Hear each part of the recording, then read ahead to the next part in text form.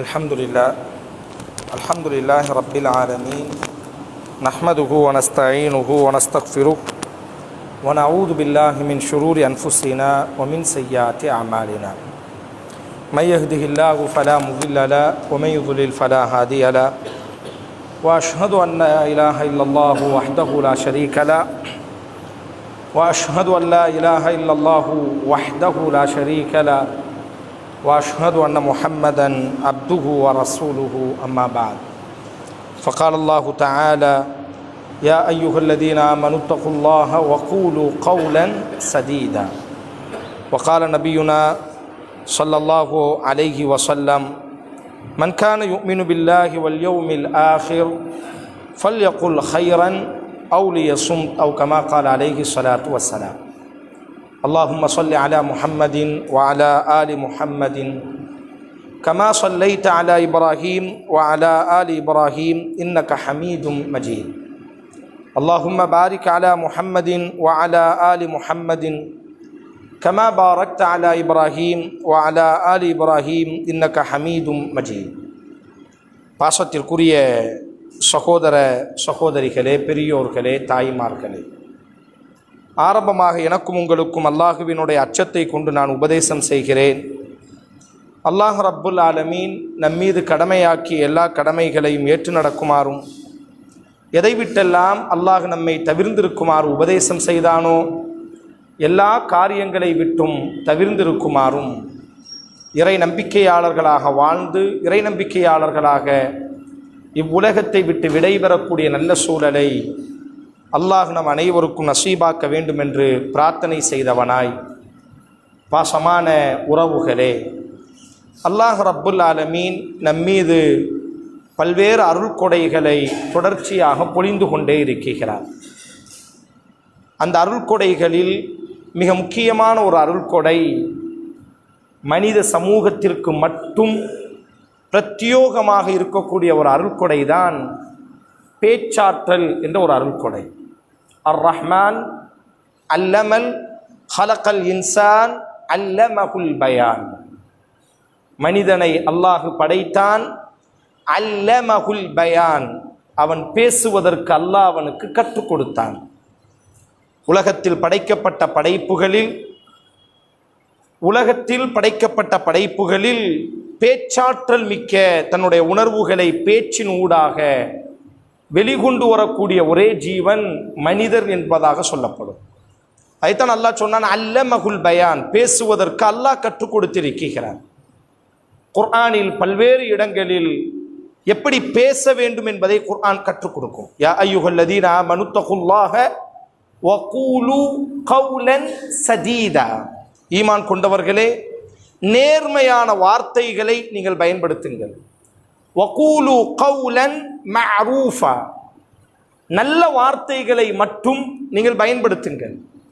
இப்படி குர்ஆனில் அல்லாஹ் ரப்புல் ஆலமீன் நாம் எப்படி உரையாட வேண்டும் சக மனிதர்களோடையும் உறவுகளோடையும், நம்முடைய பேச்சுகளை நாம் எப்படி அமைத்து கொள்ள வேண்டும் என்பதாக குர்ஆன் நமக்கு வழிகாட்டுகிறார். உச்சகட்டமாக அல்லாஹ் ரப்புல் ஆலமீன் ஒரு வார்த்தை கூறுவான், மா யல்ஃபிது மின் கௌலின் இல்லா லதைஹி ரகீபுன் அதீதுன். அரபியில் லெஃபுத் என்று சொன்னால் பேசக்கூடிய வார்த்தையின் எழுத்துக்கள், கவுல் என்று சொன்னால் பேச்சு. நான் பேசுகிறேன் அல்லவா, இந்த பேச்சுக்கு கவுல் என்று சொல்லப்படும். இந்த பேச்சில் நான் பயன்படுத்தக்கூடிய எழுத்துக்கள், இதற்கு லெஃபுத் என்று சொல்லப்படும். அல்லாஹ் ரப்புல் ஆலமீன் கூறுகிறான், மா யல்ஃபிது மின் கௌலின் இல்லா லதைஹி ரகீபுன் அதீத்.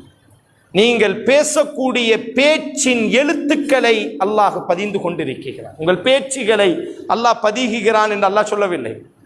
நீங்கள் எந்த வார்த்தைகளை பேசுகிறீர்களோ அந்த வார்த்தைகளில் பயன்படுத்திய எழுத்துக்களை கூட அல்லாஹ் பதிந்து கொண்டே இருக்கிறான். அல்லாஹ் அதற்காக விசாரிப்பான் என்று அல்லாஹ் குர்ஆனில் பதிவு செய்கிறான். ரசூலுல்லாஹி ஸல்லல்லாஹு அலைஹி வஸல்லம் ஸஹீஹுல் புகாரி, ஸஹீஹ் முஸ்லிமில் வரக்கூடிய ஒரு நபிமொழி, இன்னல் அப்த லயதகல்லமு பிகலிமா. ஒரு மனிதன் ஒரு வார்த்தைகளை பேசிவிடுகிறான், மின் ரிதுவானில்லாஹி, அல்லாஹுவினுடைய பொருத்தத்தை அடையக்கூடிய வார்த்தையாக யதார்த்தமாக பேசுகிறான், திட்டமிட்டு அல்ல. யதார்த்தமாக அல்லாஹுவினுடைய பொருத்தம் கிடைக்கக்கூடிய வார்த்தையை அவன் பேசுகிறான். யர்ஃபஉல்லாஹு பிஹ தரஜாத், அல்லாஹ் அவனினுடைய பதவியை உயர்த்தி கொண்டே இருக்கிறான். வ இன்னல் அப்த லயதகல்லமு பில் கலிமதி மின் சஹ்தில்லாஹ், மறுபுறம் இனி ஒரு மனிதன் யதார்த்தமாக அல்லாஹ் கோபப்படக்கூடிய வார்த்தைகளை பேசுகிறான், அல்லாஹுவிற்கு பிடிக்காத வார்த்தைகளை பேசுகிறான், அல்லாஹ் சபிக்கக்கூடிய கோபப்படக்கூடிய வார்த்தைகளை பேசிவிடுகிறான். லா யுல்கா லஹா பாலன் யுஹ்வி பிஹா ஃபி ஜஹன்னம், நரகத்தில் முகம் குப்பெற அந்த வார்த்தைக்காக அவன் தள்ளப்படுகிறான் என்று ரசூலுல்லாஹி ஸல்லல்லாஹு அலைஹி வஸல்லம். ஒற்றை வார்த்தை ஒரு மனிதனை சொர்க்கவாதியாகவும், அதே ஒற்றை வார்த்தை ஒரு மனிதனை நரகத்திற்குரியவனாகவும் தேர்வு செய்கிறது என்று ரசூலுல்லாஹி ஸல்லல்லாஹு அலைஹி வஸல்லம். முஆத் இப்னு ஜபல் ரலியல்லாஹு அன்ஹு அல்லாஹ்வின் தூதர் ஸல்லல்லாஹு அலைஹி வஸல்லம் இடத்தில் வந்து கேட்கிறார், யா ரசூலல்லாஹ் அக்பிர்னி பிஅமலின் யுத்கிலினி அல் ஜன்னah, எனக்கு நீங்கள் ஒரு அமலை, ஒரு செயலை நீங்கள் கற்றுத்தர வேண்டும், என்னை அது சொர்க்கத்திற்குள்ளாக நுழைக்கக்கூடிய ஒரு செயலை கற்றுத்தர வேண்டும். வயுபாஇதினி மினன் நார், நரகத்திலிருந்து என்னை தூரமாக்கக்கூடிய ஒரு காரியத்தை நீங்கள் எனக்கு கற்றுத்தர வேண்டும். உடனே அல்லாஹுவின் தூதர் சொன்னார்கள், லக்கது சஅல்தன் அதீம், மகத்துவமிக்க மாபெரும் ஒரு விஷயத்தை நீ என்னிடத்தில் கேட்டிருக்கிறாய், என்றாலும் உனக்கு நான் கற்றுத்தருகிறேன் என்று ஒரு நீண்ட பட்டியலை ரசூலுல்லாஹ் சொன்னார்கள். அல்லாஹுவிற்கு இணை வைக்காதே, உறவுகளை சேர்ந்து கொள், தொழுகையை கடைபிடிப்பாயாக, ஒத்தசூமு ரமதான், ரமதானில் நோன்பு நோற்பாயாக என்று இந்த மார்க்கத்தினுடைய அத்தனை அமலையும் அல்லாஹுவின் தூதர் ஸல்லல்லாஹு அலைஹி வஸல்லம் அவருக்கு கற்றுக் கொடுத்து கொண்டே இருக்கிறார்கள். இறுதியாக ரசூலுல்லாஹி ஸல்லல்லாஹு அலைஹி வஸல்லம் அந்த நபித்தோழரை பார்த்து கேட்டார்கள், இவ்வளவு பெரிய உபதேசத்தை நீ என்னிடத்தில் கேட்டாய், சொர்க்கத்தில் நான் நுழையக்கூடிய ஒரு அமல், வயுபாஇதினி மினன் நார், நரகத்தை விட்டு தூரமாகக்கூடிய ஒரு அமலை என்னிடத்தில் நீ கற்று கேட்டாய், நான் உனக்கு ஒரு நீண்ட பட்டியலை நான் படித்து காட்டினேனே, இவை எல்லாவற்றையும் சுருக்கமாக நீ ஞாபகம் வைத்துக் கொள்வதற்கு ஒற்றை ஒரு செயலை நான் உனக்கு கற்றுத்தரட்டுமா? உடனே நபித்தோழர் சொன்னார், அல்லாஹுவின் தூதரே, அதுதான் எனக்கு மிக முக்கியம். நீண்ட ஒரு பட்டியலை நீங்கள் சொன்னதில் நான் மறந்திருக்கக்கூடும், ஆனால் இந்த அத்தனைக்கும் ரத்தின சுருக்கமாக ஒன்றை நீங்கள் கற்றுத்தருகிறேன் என்று சொன்னீர்களே, அதை நீங்கள் எனக்கு கற்றுத்தாருங்கள். ஃபஅஹத பிலிசானிஹி, அல்லாஹுவின் தூதர் தன்னுடைய நாவை பிடித்து காட்டினார்கள். குஃப் அலைக ஹாதா, இந்த நாவை நீ பாதுகாத்துக்கொள், நீ சொர்க்கம் நுழைவாய், நரகத்திலிருந்து தூரமாகுவாய். இதை கேட்டவுடன் அந்த நபித்தோழர் கவலையோடு கேட்ட, யா ரசூலல்லாஹ், இந்த ஒரு நாவினால் நரகத்திற்குள்ளாக நாங்கள் நுழைக்கப்படுவோமா? அல்லாஹுவின் தூதர் ஸல்லல்லாஹு அலைஹி வஸல்லம் சொன்ன வார்த்தை, மனிதர்களில் பெரும்பான்மையானவர்கள் நரகத்திற்குள்ளாக நுழைவதற்கு காரணம் இந்த ஒரு நாவை கொண்டு மட்டும்தான். மையதுமனுலி, எனக்காக யார் பொறுப்பேற்றுக் கொள்வார்களோ, ரசூலுல்லாஹி ஸல்லல்லாஹு அலைஹி வஸல்லம், எனக்காக யார் இரண்டை பொறுப்பேற்றுக் கொள்வார்களோ, அவ்வுமனு, நான் பொறுப்பேற்றுக் கொள்கிறேன், அவருக்கு சொர்க்கத்தை நான் பொறுப்பேற்றுக் கொள்கிறேன். யார் தன்னுடைய இரண்டு தாடைகளுக்கு மத்தியில் இருக்கக்கூடிய நாவையும் தன்னுடைய இரண்டு தொடைகளுக்கு மத்தியில் இருக்கக்கூடிய மர்ம உறுப்பையும் யார் பாதுகாத்து கொண்டார்களோ, யார் தவறானதின் பக்கம் செலுத்தாமல் தன்னை தற்காத்து கொண்டார்களோ, அவர் சொர்க்கம் நுழைவதற்கு நான் பொறுப்பேற்றுக் கொள்கிறேன் என்பதாக ரசூலுல்லாஹி ஸல்லல்லாஹு அலைஹி வஸல்லம் அவர்கள் சொல்லக்கூடிய இந்த செய்தி சஹீஹ் முஸ்லிமில் பதிவு செய்யப்படுகிறது. ஒரு வார்த்தை ஒரு மனிதனை அரசவையிலும் கொண்டு வைக்கும், ஒரு வார்த்தை ஒரு மனிதனை அரசவையிலிருந்து அவனை நரகத்திற்குள்ளாகவும் தள்ளிவிடும் என்பதற்கு சூரா யூசுஃபினுடைய ஒரு பெரிய வரலாறு, ஒரு பாடம். யூசுஃப் அலைஹிஸ்ஸலாம் செய்யாத குற்றத்திற்கு சிறை செல்கிறார். ஒரு கட்டத்தில் உண்மை வெளிப்படுகிறது, யூசுஃபின் மீது எந்த தவறும் இல்லை, யூசுஃப் அலைஹிஸ்ஸலாம் பொய்யான குற்றச்சாட்டுக்காகத்தான் சிறையிலே அடைக்கப்பட்டிருக்கிறார் என்ற அந்த உண்மை தெரிந்தவுடன் இப்பொழுது யூசுஃப் அலைஹிஸ்ஸலாம் விடுதலையாகிறார்கள். விடுதலையாகும் பொழுது குர்ஆன் பதிவு செய்கிறது பாருங்கள், அந்த மன்னன், எகிப்தை ஆட்சி செய்து கொண்டிருந்த அந்த மன்னனுக்கு ஆசை, ஒரு அப்பாவியை நாம் சிறைப்பிடித்து விட்டோம் அல்லவா, நீண்ட காலம் ஒரு அப்பாவியை நம்முடைய நாடு சிறைப்பிடித்து விட்டதே, அதனால் அவரை சந்தித்து அவரோடு உரையாட வேண்டும் என்பதாக ஒரு ஆசை. அப்பொழுது யூசுஃப் அலைஹிஸ்ஸலாத்தை அழைப்பு கொடுக்கிறார். சிறையிலிருந்து வரும் பொழுதே மன்னரை சந்திப்பதற்காக, மன்னர் உங்களை சந்திப்பதற்கு அழைக்கிறார் என்பதாக யூசுஃப் அலைஹிஸ்ஸலாத்திற்கு சொல்லப்படுகிறது. யூசுஃப் அலைஹிஸ்ஸலாம் அவர்கள் அந்த மன்னரை சந்திக்கிறார்கள். அந்த எகிப்தினுடைய மன்னனும் யூசுப் அலைஹிஸ்ஸலாமும் சந்திக்கக்கூடிய அந்த நிகழ்வை குர்ஆன் பதிவு செய்யும் பாருங்கள். யூசுப் அந்த மன்னரை சந்தித்தார், அந்த மன்னனோடி உரையாடினார் என்ற அந்த வார்த்தையை பதிவு செய்யும். அந்த மன்னனோடி உரையாடினார், அவ்வளவுதான். யூசுஃபை கையை பிடித்துக் கொண்டு சொன்னார், யூசுஃபே, இந்த தேசத்திலே உனக்கு என்ன பதவி வேண்டும் என்பதாக என்னிடத்தில் நீ கேள். யூசுப் நேற்றைய தினம் வரை சிறையிலே இருக்கிறார். சிறையிலிருந்து வெளியே வந்து மன்னர் ஆசைப்படுகிறார். மன்னரை ஒரு கனவு கண்டிருந்தார். அந்த கனவுக்கு யூசுப் தான் சிறையிலே இருந்து விளக்கம் கொடுத்திருப்பார். அதனால் மன்னனுக்கு ஒரு பெரிய ஆச்சரியம். நாம் சிறைப்படுத்தினோம், போலியான குற்றச்சாட்டில் யூசுப் என்ற வாலிபனை நீண்ட காலம் நாம் சிறைப்படுத்தி விட்டோம் அல்லவா. ஆனாலும் கூட அவர் அதையெல்லாம் மறந்துவிட்டு நம்முடைய நாட்டினுடைய நலனுக்காக அந்த நாட்டு மன்னன் நாட்டினுடைய ஒரு பெரிய ஆபத்தை கனவு கண்டிருப்பார். யூசுப் அலைஹிஸ்ஸலாம் கனவுக்கு விளக்கம் மட்டுமல்ல, அந்த நாடு சந்திக்கக்கூடிய இயற்கை பேரிடரையும் சுட்டிக்காட்டி அந்த இயற்கை பேரிடரிலிருந்து எப்படி தப்பிக்க வேண்டும் என்பதாகவும் யூசுப் அலைஹிஸ்ஸலாம் சிறையிலிருந்தே அந்த மன்னனுக்கு வழிகாட்டி இருப்பார்கள். அந்த மன்னனுக்கு ரொம்ப சந்தோஷம், இப்படி ஒரு நல்ல மனிதனை நாம் சிறைப்படுத்தி விட்டோமே. நாம் சிறைப்படுத்தியதும் கூட மனதிலே வைத்துக் கொள்ளாமல் நம் நாட்டின் மீது பற்றுடையவனாக இவன் இருக்கிறானே, ஆதலால் அவரை சந்திக்க வேண்டும் என்பதாக யூசுப் ஆசைப்பட்டார். அந்த மன்னர் ஆசைப்படுகிறார். யூசுப் அலைஹிஸ்ஸலாத்தை பார்த்து அவர் கேட்ட கொஞ்ச நேரம் உட்கார்ந்து ரெண்டு பேரும் என்ன செய்யறாங்க, பேசுறாங்க. குர்ஆன் அல்லாஹ் சொல்கிறான் பாருங்கள், அந்த இருவரும் பேசினார்கள், யூசுஃபும் பேசினார். யூசுஃபினுடைய அந்த பேச்சை கேட்டதுதான் தாமதம். உடனடியாக அந்த மன்னர் ஒரு முடிவுக்கு வந்து விட்டார். நீ தான் என் தேசத்தினுடைய அமைச்சனாக நீ பொறுப்பேற்றுக் கொள்ள வேண்டும். நீ என்ன பொறுப்பை கேட்டாலும் கூட உனக்கு நான் தருவதற்கு தயாராக இருக்கிறேன் என்பதாக அந்த மன்னர் சொல்ல, யூசுப் அலைஹிஸ்ஸலாம் நேற்றைய தினம் சிறையிலே இருந்தார். இன்றைய தினம் எகிப்தினுடைய பொருளாதார அமைச்சராக அவரினுடைய அந்த வார்த்தை எப்படி பேச வேண்டும் என்பதாக அதை தான் ஒரு வாலிபன் சொன்னான். பேசுவதற்கு 2 வயதிலேயே நாம் கற்றுக்கொள்கிறோம். 2 வயசிலேயே நம்ம பேச கற்றுக்கொள்கிறோம். ஆனால் எப்படி பேச வேண்டும் என்பதாக 80 வயதானாலும் கூட கற்றுக்கொள்வதே கிடையாது. தாயிடத்தில் எப்படி பேச வேண்டும், சக மனிதர்களிடத்தில் எப்படி பேச வேண்டும், காயப்பட்டவர்களிடத்தில் எப்படி பேச வேண்டும், நமக்கு கீழே வேலை பார்ப்பவர்களிடத்தில் எப்படி பேச வேண்டும், எதுவுமே தெரியாது. நம்முடைய உணர்வுகளை எல்லாம் பேச்சுகளாக கொட்டி விடுகிறோம். இல்லை, அதைத்தான் அல்லாஹ் சொல்கிறான் பாருங்கள், யூசுப் அந்த மன்னனோடி பேசினார், பேசியதுதான் தாமதம். அந்த மன்னன் ஒரு முடிவெடுத்து விட்டார். இவர் சாதாரண மனிதர் அல்ல, மிகப்பெரிய ஒரு மனிதராக, மிக முக்கியமான ஒரு மனிதராக இருக்கிறார். இவரை நாம் விட்டுவிடக் கூடாது என்பதாக உடனடியாக காலல் மலிக் தூனி பிஹி அஸ்தக்லிசுஹு லினஃப்ஸி ஃபலம்மா கல்லமஹு, யூசுஃபோடு அந்த மன்னர் பேசியதுதான் தாமதம். பேசி முடித்தவுடன் அந்த மன்னர் சொன்னார், இன்னக்கல் யௌம லதைனா மக்கீனுன் அமீனுன், என் தேசத்தினுடைய பொருளாதார அமைச்சராக உன்னை நான் பதவி பிரமாணம் செய்து வைக்கிறேன் என்பதாக யூசுஃபிற்கு அவரினுடைய அந்த நாவன்மை, அவர் பேசக்கூடிய அந்த முறை, அவரினுடைய சிறையிலிருந்து மன்னனாக அமைச்சராக உயர்த்தியது. எல்லோருக்கும் மரணம் வரும் அல்லவா. அந்த எகிப்திய மன்னனும் மரணிக்கும் பொழுது ஒரு உபதேசம் செய்துவிட்டு மரணித்தான். இல்லை, எனக்கு பிறகு யூசுப் தான் இந்த தேசத்தை ஆள வேண்டும் என்பதாக அவரினுடைய அந்த அழகான ஒரு வார்த்தை சிறையிலிருந்து மீட்டது மட்டுமல்ல, எகிப்தின் பொருளாதார அமைச்சராக மட்டுமல்ல, அந்த எகிப்தையே ஆட்சி செய்யக்கூடிய யூசுப் ராஜாவாக மலர வைத்தது. ரசூலுல்லாஹி ஸல்லல்லாஹு அலைஹி வஸல்லம் அவர்களினுடைய காலத்தில் ஒரு நபித்தோழர் சாபித் இப்னு கைஸ்னு ஒரு நபித்தோழர். இவருக்கு காது ரொம்ப கேட்காது, நல்ல சத்தமாக பேசுவார். பொதுவாக காது கேட்காதவர்கள் நல்ல சத்தமாக பேசுவாங்களா இல்லையா? இவருக்கு பெயரே என்ன அப்படின்னு சொன்னால், ரசூலுல்லாஹுனுடைய அந்த பேச்சை சத்தமாக எடுத்து கொடுக்கிறது. இன்னைக்கு மைக் இருக்கு. அன்றைய காலகட்டத்தில் எல்லாம் பெரிய அளவிற்கு மக்கள் ஜும்மாவிற்கும் அரஃபா பேருரையில் எல்லாம் 1.5 லட்சம் நபித்தோழர்கள் கலந்து கொண்டதாக வரலாறு சொல்கிறதே. அப்போ ரசூலுல்லாஹுனுடைய அந்த சப்தம் போய் பெரிய அளவுக்கு போய் சேராது.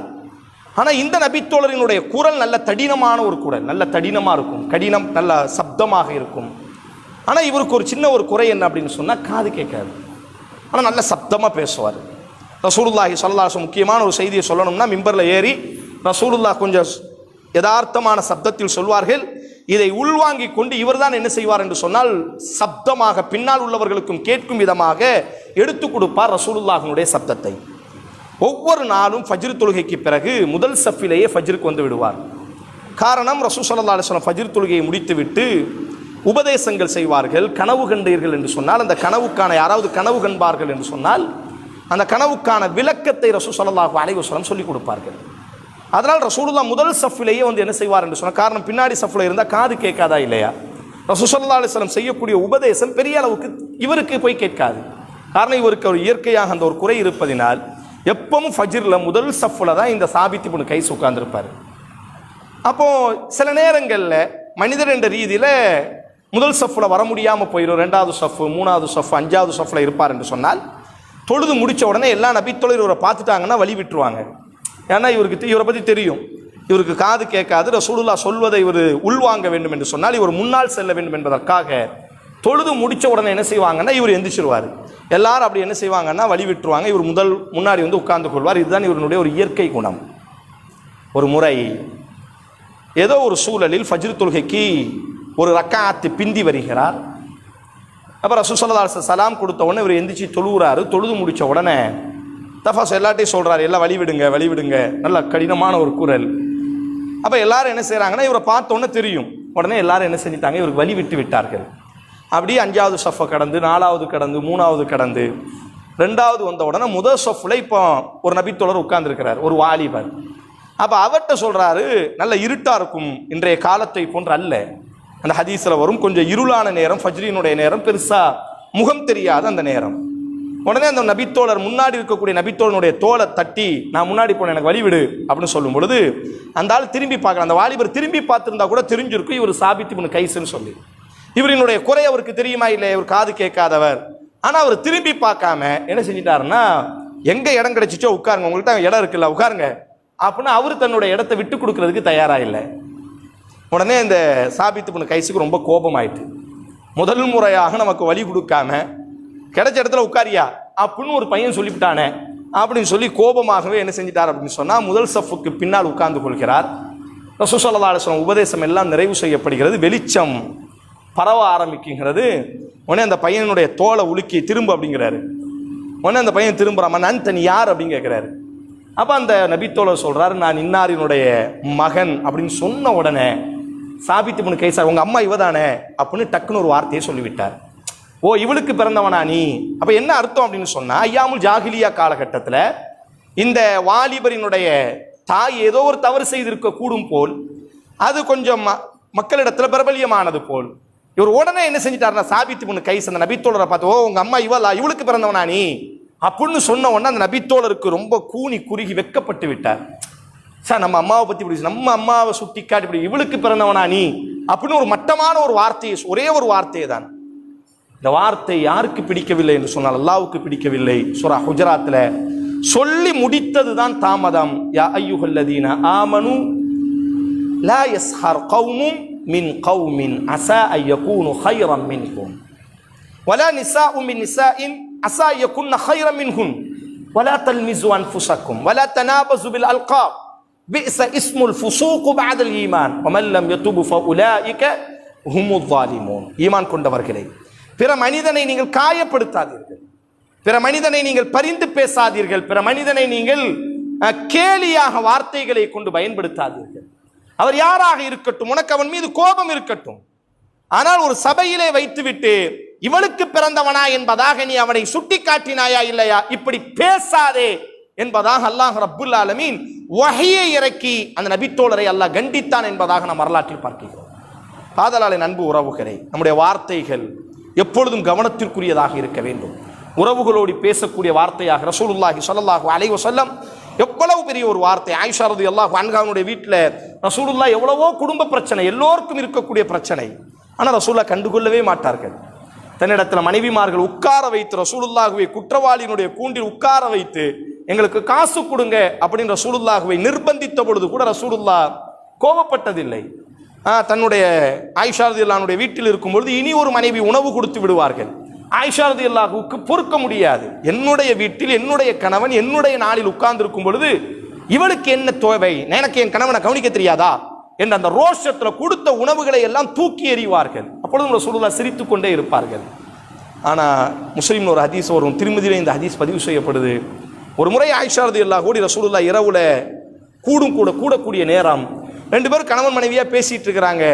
அப்போ ஆயிஷா ரலியல்லாஹு ஒரு வார்த்தையை சொல்லுவாங்க, உங்களுக்கு இந்த இருக்கால அந்த சுட்டி காட்டுவார்கள் இந்த கையை வைத்து, உங்களுக்கு இப்படிப்பட்ட அந்த மனைவி இருக்கல்ல அவளே போதும் அப்படின்னு ஒரு வார்த்தையை சொல்வார்கள்.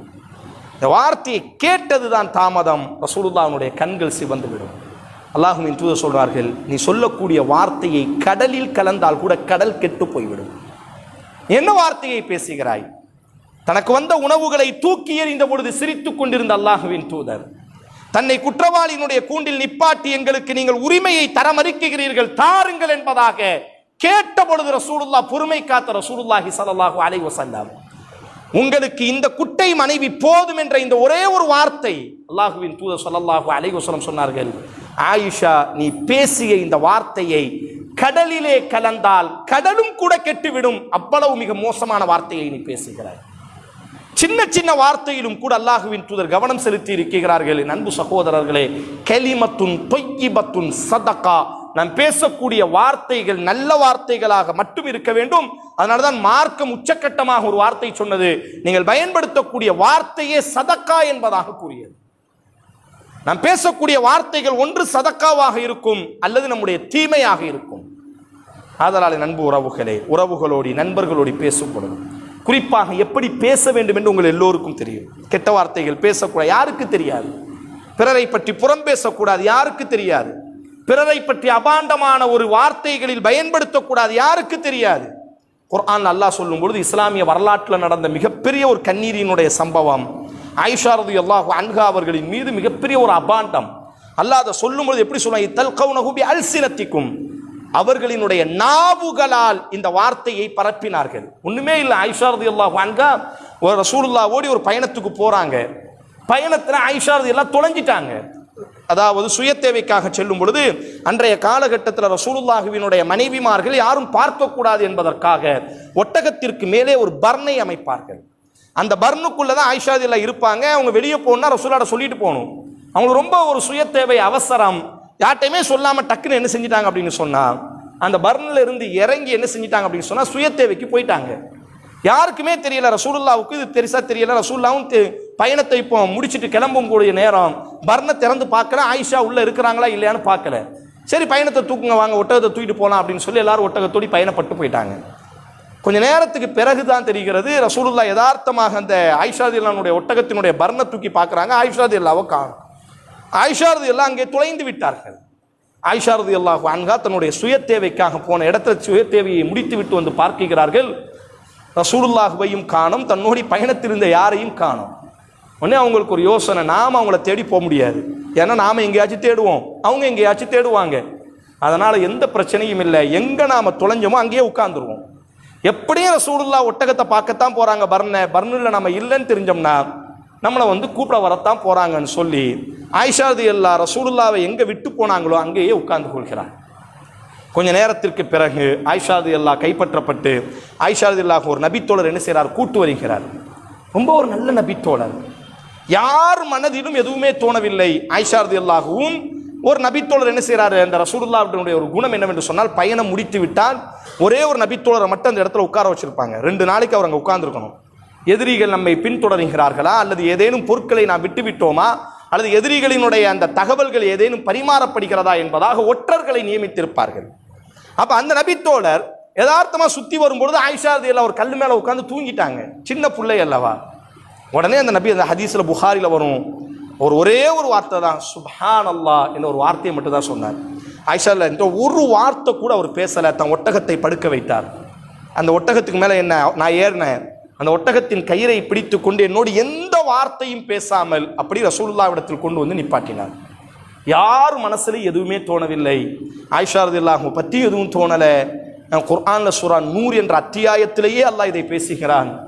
ஆனா ஒரு 2 முனாஃபிகீன்கள் இதுதான் சந்தர்ப்பம் என்பதாக தங்களினுடைய நாவுகளை கொண்டு வார்த்தைகளை விட ஆரம்பித்தார்கள். அது எப்படி ஆயிஷா ரலியல்லாஹு வேணுமென்று, அது எப்படி, இதெல்லாம் சாத்தியமா? இவ சுய தேவைக்கு போனானா அந்த நேரத்தில் எல்லாரும் தொலைஞ்சு போயிட்டாங்க, இவ தொலைஞ்சு போயிட்டானா அல்லது இவங்கெல்லாம் வந்துட்டாங்கன்னா இவர் யதார்த்தமா போனாரா, இவரை கூட்டு வந்தாரா, இப்படி நாம் யதார்த்தமாக பேசுகிறோம் அல்லவா. வார்த்தையை பேசி பரப்பி விடுகிறார்கள். 40 நாட்கள் வஹி நிப்பாட்டப்படுகிறது. ரசூலுல்லாஹ்வால் என்ன செய்ய போகிறோம் என்றே தெரியவில்லை. ரசூலினுடைய மனைவியின் மீது மாபெரிய ஒரு குற்றச்சாட்டு, உலகம் தாங்கிக் கொள்ளாத ஒரு குற்றச்சாட்டு. ஆயிஷாவுக்கும் அந்த தோழருக்கும் ஏதோ ஒன்று இருக்கத்தானே செய்ய வேண்டும். அப்படின்னு ஒரு வார்த்தையை பரப்பி விடுகிறார்கள். அல்லாஹுவின் தூதர் கண்ணீர் வடிக்கிறார்கள். மிம்பரில் நின்று கொண்டு அழுத சம்பவம்.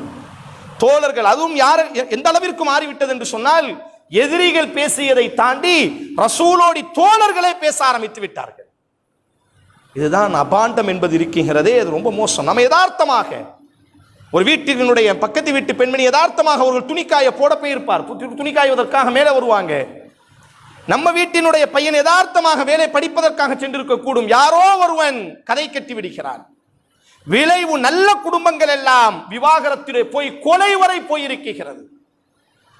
ரசூல் ஸல்லல்லாஹு அலைஹி வஸல்லம் தோழர்கள் எல்லாம் பேச ஆரம்பிக்கிறார்கள். நெருப்பில்லாம புகையுமா? நம்ம கேட்கிறோமா இல்லையா? அவன் முனாஃபிக்கீனா இருந்தாலும் அவன் பேசுறத கொஞ்சம் கேட்பம்பா. அவன் என்ன சொல்றான்? ஆமா, ஏதோ ஒன்று நடக்கத்தானே செய்திருக்க வேண்டும், அப்படி நடந்திருப்பதிலே அப்படி நடப்பதற்கு சாத்தியம் இருக்கிறது அல்லவா என்றெல்லாம் தோழர்களே பேச ஆரம்பித்தார்கள். ரசூலோடி நெருக்கத்திற்குரிய தோழர்கள், ஹஸ்ஸான் இப்னு சாபித் போன்ற பெரும் பெரும் தோழர்கள். முனாஃபிக்கின்களினுடைய அந்த நாவன்மை ஐத்தான் அல்லாஹ் சொல்வான், இது அஜபத்துக்கும் கெஸ்ரத்துக்கும். நீங்க நினைச்சிட்டு இருக்கிறீங்க அந்த முனாஃபிக்கின்களை பார்த்தீங்க அப்படின்னு சொன்னா அவர்களினுடைய பேச்சு உங்களை கவர்ந்து இழுக்கும் என்பதாக அல்லாஹ் சொல்கிறான். அவங்க அப்படி பேசி பரப்பியது, அவங்களுடைய நாவுகளால் பேசிய அந்த வார்த்தை முஸ்லிம் சமூகத்திற்குள்ளாக ஊடரவ ஆரம்பித்து விட்டது. முஸ்லிம் பெண்கள் ஆண்கள் எல்லாம் பேச ஆரம்பித்து விட்டார்கள். அல்லாஹுவின் தூதரால் எப்படி இதை எதிர்கொள்ள வேண்டும் என்றே ஆயிஷா ரலியல்லாஹு அன்ஹாட்ட போய் கேட்கவே செய்து விட்டார்கள். ஆயிஷா, நீ தவறு செய்திருந்தால் அல்லாஹ்ட்ட தௌபா செய், அல்லாஹ் மன்னிக்க கூடியவன். எவ்வளவு பெரிய ஒரு வார்த்தை! ஆயிஷா ரலியல்லாஹுவிற்கு பதில் சொல்லவே தெரியவில்லை. தன் தகப்பனை பார்த்து சொன்னார்கள், உங்கள் மகளை பார்த்து ஏதோ சொல்கிறார், அவருக்கு பதில் கொடுங்கள். அபூபக்கர் அழுகிறார்கள். தன்னுடைய தாயை பார்த்து சொன்னார்கள், நீங்கள் பெற்றெடுத்த உங்கள் மகளை பார்த்து இந்த முஹம்மது ஸல்லல்லாஹு அலைஹி வஸல்லம் ஏதோ சொல்கிறார், பதில் கொடுங்கள். நீங்கள் யாரை உயிருக்கு உயிராக நேசித்தார்களோ அவரே ரசூலுல்லாஹ்வே கூட ஆயிஷா ரலியல்லாஹு அன்ஹா வீட்டுக்கு வந்து சொல்கிறார்கள், ஆயிஷா, நீ தவறு செய்திருந்தால் அல்லாஹ்விடத்தில் தௌபா செய், அல்லாஹ் மன்னிக்க போதுமானவன். எந்த அளவிற்கு இந்த வார்த்தையினுடைய தாக்கம் சென்றிருக்கும் என்பதற்கு நான் சொல்கிறேன். ஆயிஷா அதெல்லாம் ஒண்ணுமே செய்ய முடியல. ஒரே ஒரு வார்த்தை சொன்னார்கள், நீங்கள் எல்லோரும் என்னிடத்தில் ஒன்றை எதிர்பார்க்கிறீர்கள். நான் தவறு செய்தேன் என்று சொன்னால் நீங்கள் திருப்தி அடைவீர்கள், நான் தவறு செய்யவில்லை என்று சொன்னால் எப்படி நீங்கள் நம்ப போகிறீர்கள்? என்றாலும் எனக்கென்று ஒரு எஜமானன் இருக்கிறான், அல்லாஹு அஸ்ஸ வஜல். என்னுடைய ரகசியத்தையும் வெளிப்படையையும் அறிந்தவன், அவன் என்னை சுத்தப்படுத்த கூடும். நான் பதில் சொல்லி இதில் இருந்து விலகுவதற்கு எனக்கு சக்தி இல்லை. நான் சொன்னால் நீங்கள் நம்ப போவதும் இல்லை. என்னிடத்தில் நீங்கள் எதிர்பார்ப்பது என்ன? ஆம், நான் தவறு செய்தேன் என்று சொல்ல வேண்டும், நீங்கள் சமாதானம் அடைய வேண்டும் என்று எதிர்பார்க்கிறீர்கள். இல்லை இல்லை, நான் பதில் சொல்வதனால் எனக்கு சுத்தம் கிடைக்கப் போவதில்லை. அல்லாஹ் போதுமானவன். யாக்கூபினுடைய புதல்வர்கள் திட்டமிட்ட பொழுது யாக்கூபு சொன்ன வார்த்தையை சொல்கிறேன், சப்ருன் ஜமீல் வல்லாஹுல் முஸ்தஆன் அலா மா தஸிஃபூன். அழகிய பொறுமையை கையில் எடுக்கிறேன். இவர்கள் வர்ணிப்பதிலிருந்து அல்லாஹ்விடத்தில் நான் பாதுகாப்பு தேடுகிறேன். அல்லாஹ் தீர்ப்பை கொடுக்கட்டும் என்பதாக ஆயிஷா ரலியல்லாஹு அன்ஹா கண்ணீரோடி வீட்டினுடைய திண்ணைகளுக்குள்ளாக ஓடி சென்றார்கள். குர்ஆன்ல 10 வசனங்களை அல்லாஹ் தொடர்ச்சியாக இறக்கினான். முஹம்மதே, முதல்ல இப்படித்தான் அல்லாஹ் இறக்கினான். இப்படியெல்லாம் எவனாச்சும் ஒருத்தன் ஒரு பெண்ணின் மீது அபாண்டத்தை தன்னுடைய நாவுகளால் சொல்லும் பொழுது, சுப்ஹானக ஹாதா புஹ்தானுன் அதீமுன், அல்லாஹ் பரிசுத்தமானவன், இது திட்டமிடப்பட்டு ஒரு கேவலமான வார்த்தை என்பதாக அல்லவா நீ சொல்லி இருக்க வேண்டும். சுப்ஹானக ஹாதா புஹ்தானுன் அதீம், முஹம்மது நீ என்ன சொல்லி இருக்க வேண்டும்?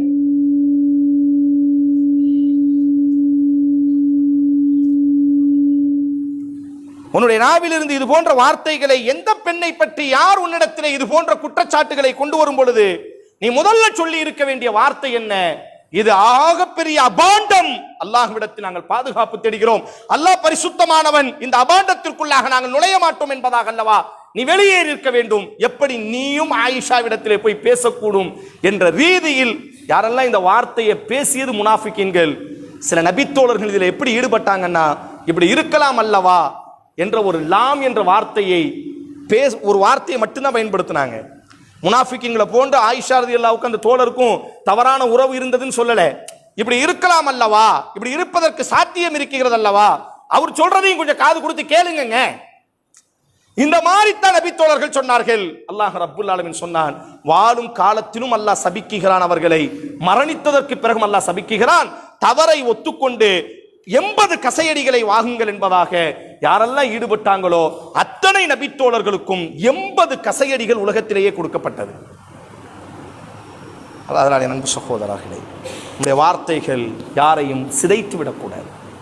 நம்முடைய வார்த்தைகள் ஒரு குடும்பத்தை அழித்து விடக்கூடாது. குறிப்பாக பெண்கள், குறிப்பாக ஆண்கள் எல்லா நேரங்களிலும் வார்த்தைகளில் கவனமாக இருப்போம். ஒன்றே ஒன்றுதான், வார்த்தைகளை மட்டுமல்ல, மா யல்ஃபிது மின் கௌலின், வார்த்தைகளின் எழுத்துக்களை அல்லாஹ் பதிந்து கொண்டிருக்கிறான். நாளைக்கு மறுமையில் அல்லாஹ் நம்மிடத்தில் விசாரிப்பதற்கு போதுமானவனாக இருக்கிறான். அதனால் எல்லா நேரங்களிலும் பேசப்படக்கூடிய வார்த்தைகளை கவனத்தில் கொண்டு இந்த வார்த்தையை இந்த நேரத்தில் பேசுவது சரியானது தானா என்பதை யோசித்து நாங்கள் என்ன செய்ய வேண்டும் என்று சொன்னால், பேசுவதற்கு எல்லோருக்கும் சக்தி இருக்கிறது. பேசக்கூடிய எல்லோரும் பேச்சாளர்கள் அல்ல.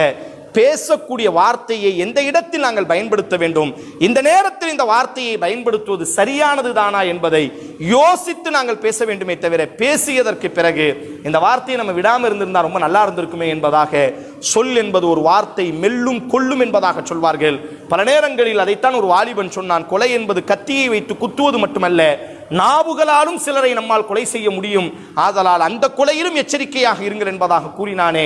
எல்லா நேரங்களிலும் நம்முடைய வார்த்தைகளை கவனத்தில் கொண்டு வார்த்தைகளை பாதுகாத்தவர்களாக, எந்த வார்த்தைகள் கலிமத்துன் தொய்யிபத்துன் சதக்கா, நமக்கு சதக்காவாக இருக்குமோ அது போன்ற வார்த்தைகளை மட்டும் நாம் என்ன செய்ய வேண்டும் என்று சொன்னால் பயன்படுத்த வேண்டும். அல்லாஹ் ரப்புல் ஆலமீன் உங்களையும் நம்மையும் நல்ல வார்த்தைகளுக்கு சொந்தக்காரர்களாக அல்லாஹ் உருவாக்கட்டும். தீய வார்த்தைகளிலிருந்து அல்லாஹ் நம்மை தூரமாக்கட்டும். அக்குல் கௌலி ஹாதா வஸ்தக்ஃபிருல்லாஹி லி வலக்கும் வலிசாயிரில் முஸ்லிமீன வஸ்தக்ஃபிரு இன்னஹுல் கஃபூருர் ரஹீம்.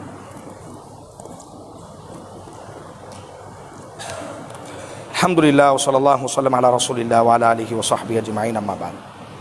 பாசமானவர்களே, வார்த்தைகள் என்பது சில நேரங்களில் நம்முடைய வார்த்தைகள் எப்படி இருக்க வேண்டும் என்று சொன்னால், காயப்பட்டவர்களுக்கு மருந்தாகவும், கண்ணீரோடையும் கஷ்டத்தோடையும் இருப்பவர்களுக்கு ஆறுதலாகவும், சோர்ந்து போயிருப்பவர்களுக்கு ஒரு எழுச்சியை ஊட்டக்கூடிய வார்த்தைகளாக இருக்க வேண்டும்.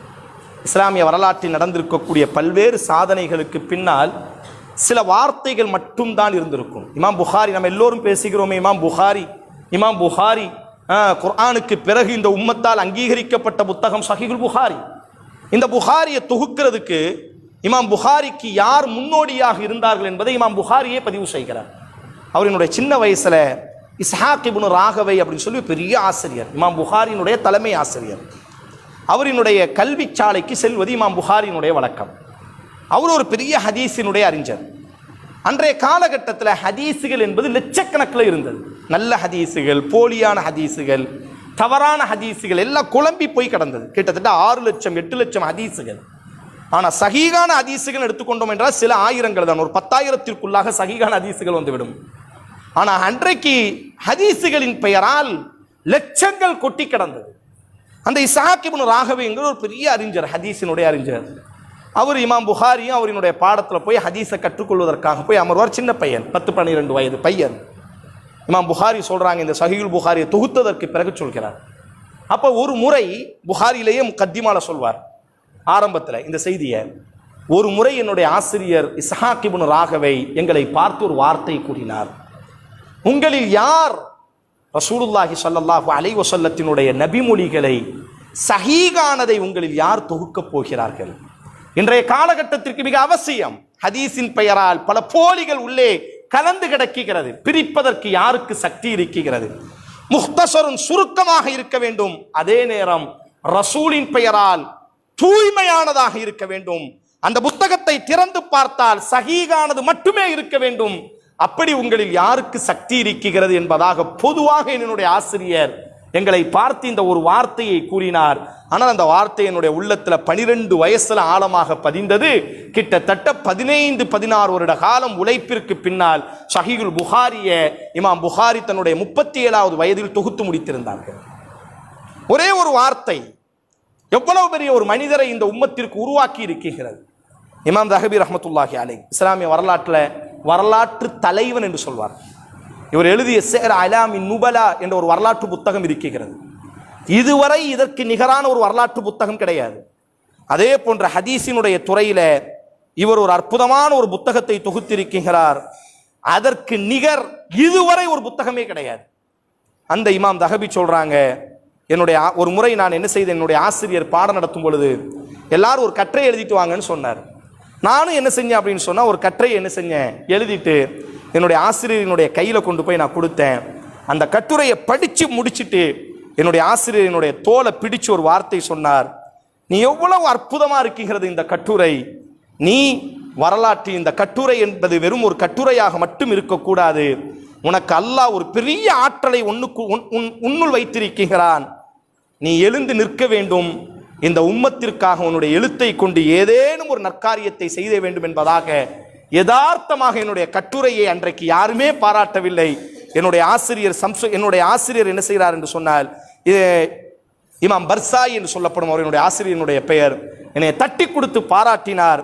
அன்றைய தினம் நான் ஒரு முடிவெடுத்தேன், நாம் 2 துறையில், அவர் சொல்றாரு, உனக்கு 2 துறையில் அல்லாஹ் ஆற்றலை தந்திருக்கிறான், உன் எழுத்த பார்த்தா ஹதீஸ் துறையில் ஒரு பெரிய ஞானம் இருப்பதை போன்று தெரிகிறது, ஹதீஸ் முஹத்திஸீன்களினுடைய அந்த எழுத்துடைய பாவனை உன்னுடைய எழுத்திலே தெரிகிறது என்பதாக என்னுடைய ஆசிரியர் சொல்லி முடித்தார். அப்போ நான் ஒரு முடிவெடுத்தேன், நாம இந்த உம்மத்திற்கு நம்முடைய எழுத்தை கொண்டு ஏதேனும் ஒரு பெரிய தியாகம் செய்ய வேண்டும் என்பதாக. அந்த நேரத்தில் நான் எழுத ஆரம்பித்தேன். ஹதீஸினுடைய ஒரு பெரிய ஒரு புத்தகம் ஜரஹு தஅதீல் என்று சொல்வார்கள். இன்று வரை உலகத்தில் அல் ஜரஹு வத் தஅதீல், ஒரு ஹதீஸ் சஹீஹானதா லஈஃபானதா, ஒரு அறிவிப்பாளர் சரியானவரா தவறானவரா என்பதை ஆய்வு செய்வதற்கு ஒட்டுமொத்த உலகமும் இந்த புத்தகத்திற்குள்ளாகத்தான் பயணம் செய்வார்கள். அதே மாதிரி அடுத்த ஒரு புத்தகத்தை அவர் தொகுக்கிறாரு. என்னுடைய ஆசிரியர் சொன்னார் அல்லவா, உன் எழுத்துல ஒரு கவர்ச்சி இருக்கிறது என்பதாக என் தோலை பிடித்து தட்டி கொடுத்தார். இந்த ஒற்றை வார்த்தை என்னை உருவாக்கியது. கிட்டத்தட்ட சேரு அலாமி நுபலா, உலக இஸ்லாமிய வரலாற்றினுடைய அத்தனை வரலாற்றையும் இதற்குள்ளாக கொண்டு வந்திருப்பார். அதற்கு நிகர் இதுவரை ஒரு புத்தகம் இல்லையோ என்று யோசிக்கக்கூடிய அளவிற்கு எல்லா வரலாற்றையும் அந்த புத்தகத்திற்குள்ளாக ஒரு வரலாற்று புத்தகமாக தொகுத்திருப்பார். இமாம் ஷாஃபி ரொம்ப கவிதை எழுதுவார், சின்ன வயசுல ரொம்ப அழகா கவிதை எழுதுவார். ஒரு முறை அவர் கவிதை எழுதிட்டு என்ன செய்யறார் அப்படின்னு சொன்னா, தன்னுடைய ஆசிரியர்கிட்ட போய் என்ன செய்யறார் அப்படின்னு சொன்னா காட்டுறாரு. தன்னுடைய ஆசிரியர்கிட்ட போய், நான் கவிதை எழுதியிருக்கிறேன், இந்த கவிதையை அன்றைக்கு ஒரு பெரிய கவிஞர் இருந்தார், அவர் என்னுடைய ஆசிரியராக, அந்த ஆள்கிட்ட போய் என்ன செய்யறாங்க அப்படின்னு சொன்னா காட்டுறாங்க. தன்னுடைய கவிதையை காட்டும் பொழுது அந்த நபர் என்ன செய்யறார் அப்படின்னு சொன்னா, அந்த ஆசிரியர் இதை பார்த்துட்டு, உனக்கு எவ்வளோ திறமை இருக்கு, ஆனால் இந்த மட்டமான கவிதைகளில் போய் உன்னுடைய சிந்தனையை செலவு செய்ய, ஃபிக்குகளை நீ கவனம் செலுத்தி இருந்தா எங்கேயோ நீ போயிருவப்பா அப்படின்னு ஒரே ஒரு வார்த்தையை மட்டும் சொன்னாங்க. உடனே தன்னுடைய கவிதை எழுதுறதை நிப்பாட்டுறாங்க. இன்றைக்கு வரை உலகத்தில் ஃபிக்குகினுடைய தலைமகன் இமாம் ஷாஃபி ரஹ்மத்துல்லாஹி அலைஹி அவர்கள் மட்டும்தான். ஒரு வார்த்தை தான் ஒரு மனிதனை, எங்கோ கிடக்கக்கூடிய ஒரு மனிதனை, குப்பையில் கிடக்கக்கூடியவர்களை மாணிக்கங்களாக மகரந்தங்களாக உருவாக்கக்கூடியது வார்த்தைகள். சஹீஹ் முஸ்லிம் ஒரு ஹதீஸ் வரும், அப்துல்லா இப்னு உமர்னு ஒரு நபித்தோழர், பெரிய உமர் ரலியல்லாஹு அன்ஹுடைய மகனார், ஒரு முறை மஸ்ஜித் நபவிக்குள்ள வரும்பொழுது ரசூலுல்லாஹ் ஒரே ஒரு வார்த்தை சொல்லுவாங்க, இந்த அப்துல்லா இப்னு உமர் ரொம்ப நல்லவர், தஹஜ்ஜத் தொழுதால் நன்றாக இருக்குமே, ஒரே ஒரு வார்த்தையை மட்டும்தான். அப்துல்லா இப்னு, அதுவரை அவருக்கு தஹஜ்ஜத் தொழக்கூடிய பழக்கம் இருந்துச்சு, ஆனால் தொடர்ச்சியா இல்லை. சின்ன பையன் அல்லவா அப்துல்லா இப்னு உமர் ரலியல்லாஹு வாலிபர். ரசூலுல்லாஹ் இந்த வார்த்தையை சொல்லும் பொழுது 15-16 வயது வாலிபர். ஒரு வாலிபனுக்கு என்ன இருக்குமோ அதுதானே இருக்கும். ஆனா அவர் மஸ்ஜித் நபவிக்குள்ள வரும்பொழுது ரசூலுல்லாஹ் ஒரே ஒரு வார்த்தையை சொன்னாங்க, நிஅம அப்துல்லா இப்னு உமர் ரொம்ப நல்ல பையன் தான், அப்துல்லா ரொம்ப நல்லவன், தஹஜ்ஜத் தொழுதால் இன்னும் நன்றாக இருக்குமே என்ற இந்த ஒரு வார்த்தையை சஹீஹ் முஸ்லிம்ல வரும். அவர் மரணிக்க கூடிய வரை இந்த வார்த்தைக்கு பிறகு தஹஜ்ஜத்தை விட்டதே இல்லை என்பதாக. அதனால குழந்தைகளோடு உரையாடும் பொழுது, உறவுகளோடு உரையாடும் பொழுது, நம்முடைய பணியாளர்களோடு உரையாடும் பொழுது தட்டி கொடுக்கக்கூடிய வார்த்தைகளை சொல்வோம், அவர்களை உருவாக்கக்கூடிய வார்த்தைகளை சொல்வோம். அதைத்தான் ரசூலுல்லாஹி ஸல்லல்லாஹு அலைஹி வஸல்லம் சொன்னார்கள், சகுனம் என்பது இந்த மார்க்கத்தில் கிடையாது, ஆனால் நல்ல குறிகள் இருக்கிறது. ரசூலுல்லாஹ் இடத்திலே கேட்பார்கள், நல்ல குறிகள் என்றால் என்ன? சஹீஹுல் புகாரியினுடைய வார்த்தை, நல்ல சொற்கள் இருக்கிறதே அது நல்ல குறிகள் என்பதாக ரசூலுல்லாஹ் சொன்னார்கள். ஒரு மனிதனை நம்முடைய வார்த்தைகளை கொண்டு நாம் அவனை தூக்கிவிட வேண்டும், அவனை தட்டி கொடுக்க வேண்டும். வடியக்கூடிய கண்ணீருக்கு நம்முடைய வார்த்தைகள் கைக்குட்டையாக இருக்க வேண்டும், காயப்பட்ட உள்ளத்திற்கு நம்முடைய வார்த்தைகள் மருந்தாக இருக்க வேண்டும், சோர்ந்து போனவர்களுக்கு முதுகுத்தண்டாக நம்முடைய வார்த்தைகள் இருக்க வேண்டும்.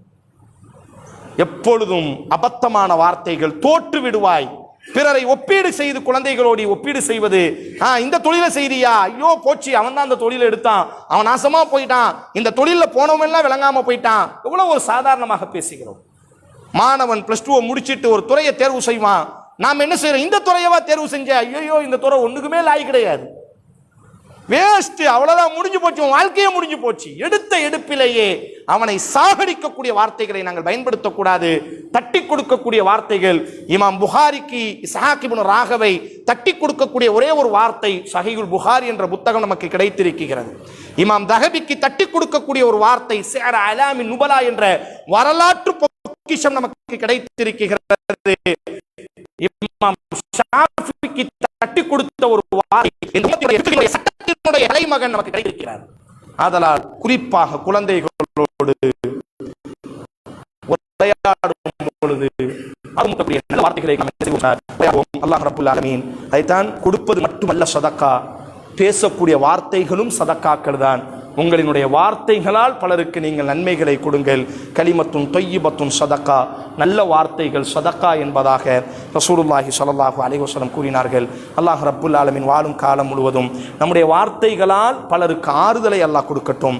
நம்முடைய வார்த்தைகளால் யாரையும் காயப்படுத்தாத ஒரு சூழலை அல்லாஹ் ரப்புல் ஆலமீன் உருவாக்கட்டும்.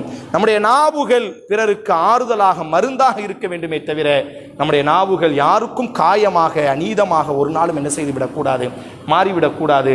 அல்லாஹ் ரப்புல் ஆலமீன் நம் சிந்தனையையும் நம் பேச்சையும் அல்லாஹ் எல்லா நேரத்திலும் பாதுகாக்கட்டும்.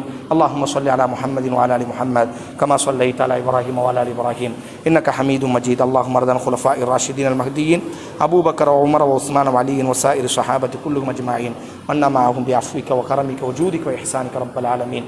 ரப்பனா ஆத்தினா ஃபித் துன்யா ஹஸனஹ வ ஃபில் ஆখিরাতি ஹஸனஹ வ கினா அஸாபன் நார். இன்னல்லாஹ யஅமுரு பில் அத்லி வல் இஹ்சான் வ ஈதாஇ தில் குர்பா வ யன்ஹா அனில் ஃபஹ்ஷாஇ வல் முன்கர் வல் பகி யஅதுக்கும் லஅல்லக்கும் ததக்கரூன். உذ்குருல்லாஹ அஸீம் யذ்குருக்கும் வஷ்குரூஹு அலா நிஅமிஹி யஸிதுக்கும் வலதிக்ருல்லாஹி அக்பர் வல்லாஹு யஅலமு மா தஸ்னஊன்.